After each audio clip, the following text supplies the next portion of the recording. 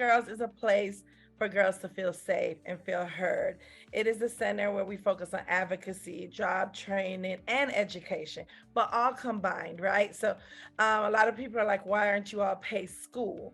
Because we are a school. At the end of the day, the girls come at 8 a.m., they leave at 2, they do their core subjects, and then they do special curriculum for that PACE has assigned, like a life skills class that we call Spirited Girls.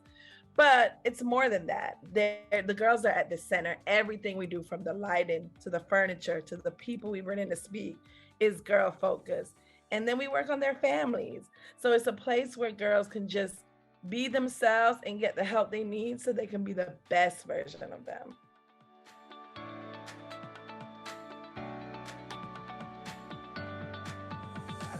Interviews about PACE, and we've never gotten that question. I love that question.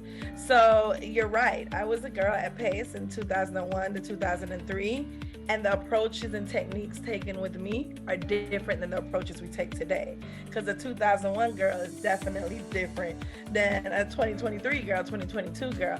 So, you know, we have to continuous training on language, on trends, on how to be gender responsive, but also see what doesn't work. Sometimes you have a modality that the research shows, oh, this works. But for our Leon population, it doesn't.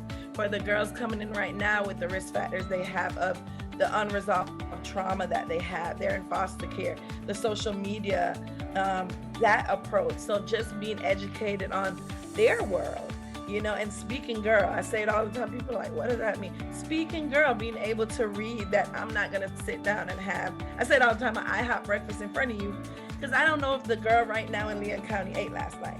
I don't know if the girl I'm sitting beside, if her reality is that she's never been to IHOP. She's never been to a sit-down restaurant. So coming from that lens, I think it's just continuous learning and lifelong learning, re-educating herself, getting with other girls serving entities in town, other partners, and just learning better approach, better ways to just reach the populations that we serve.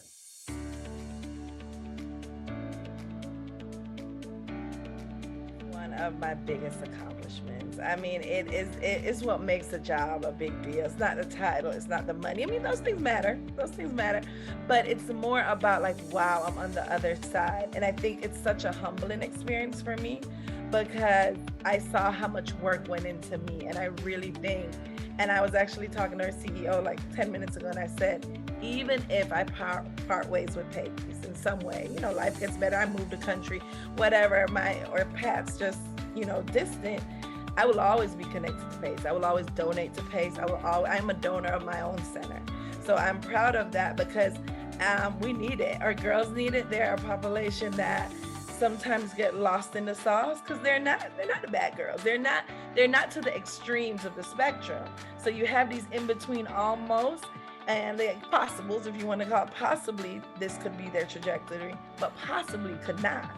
So I think to be that possibility of not what people were for me, you know, being 15 and pregnant, Justin, it was scary. It was a hard time in my life. Like, I remember feeling like this is my last chance. I have to make it work. But PACE is a place where, no, it's your chance. And I think being the person that can now be like, hey, you can do it. I know you can do it. You don't see it, you don't feel it. And just because I did it, you know, that narrative, like, I can do it, anybody can do it. No, dude, sometimes you don't receive that, but it's like, I can help you though. Let me be the help. So I think if I can change one girl, we serve 70 a year, but if I can change one girl, it's all worth it. It's all worth it.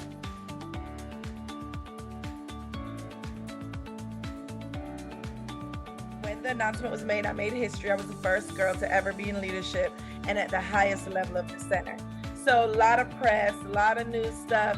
First it was a little overwhelming, but it was a lot of press. But when girls started reaching out and saying, hey, I don't know if you know, but you changed my life. I was contemplating suicide, and because you just gave me a hug that day, you just sat in silence with me that day, you held the space, that started to realize, oh, I am making an impact. But if I had to pick one, and that was the best part of the announcement and the press, and was like, oh, the people, it matters to them. And if it matters to them, then it matters to me. But I think the number one story I can think of is a girl. I was not in leadership. I was an intake counselor, and she struggled. She struggled with very aggressive behaviors, a lot of abuse in the home, went through a lot of abuse. I didn't know. To this day, I don't know what happened. She came in one day and she was a wreck. And she cried like a baby. Big girl, she's bigger than me. She's about 6 foot tall. And I held her and I held that girl for 2 hours. To this day, it was about 4 years ago, I don't know what happened to her. But I know when I dropped her off, she said, "You changed my life today." And she said, "I needed that more than you could ever know." And now I see her, she's actually a pharmacist in town. She has flourished. And it's like, wow. And she said, that day changed my life, that one moment. And I always say, like, you're not always gonna see the seed flourish like that or blossom.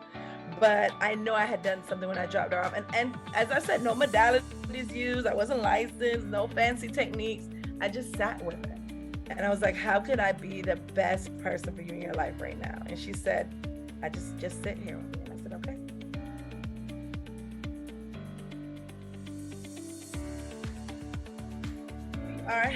I was fortunate to have the opportunity to be the cover of Tallahassee Women's Magazine. And, you know, these parties I've never been to a cover party myself, but these parties are typically held at like venues like hotels and fancy places. And I said, you know what? Let's have it at Pace. So we're having my cover party on the 27th of July. I would like everybody who can come to come, just tour the center.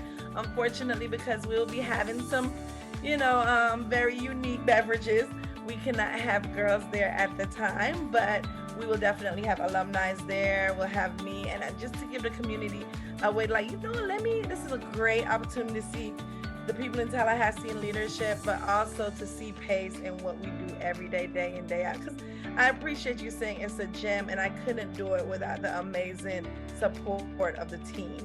So the team will be there, and I call them the magic workers, because what we do is magical. When you take something that people don't think can be something amazing, and then you just see these amazing girls every day.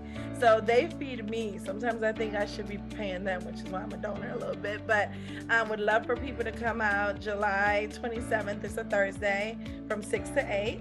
So that is what we're having. June was heavy for us. We had our graduation, we had field day. So not much more. We have a lot of parent nights. We have 2 parent nights in July that you can go to our page and you'll see those. And we have a parent night in August. So we have a lot going on at Leon, but I open people to come by. We do lunch and learns. Just call the center and schedule one of those. Take 30 minutes and find out what your pace in Leon is doing.